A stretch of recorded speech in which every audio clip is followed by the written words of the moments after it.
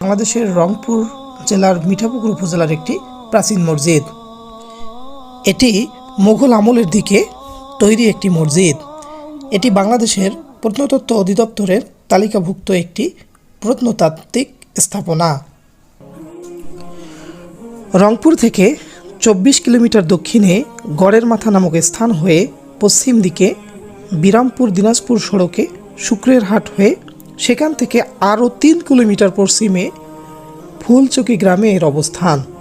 ফুলচকি নামক স্থানে অবস্থিত বলেই সম্ভবত এই গ্রামকে কেন্দ্র করে মসজিদের নামকরণ করা হয়েছে ফুলচকি মসজিদ। এই মসজিদটি খুবই সুন্দর। মসজিদটি আয়তাকার এবং প্রতিটি কোণায় গোলাকার কিউপলাযুক্ত স্তম্ভ রয়েছে, যার নিচের অংশ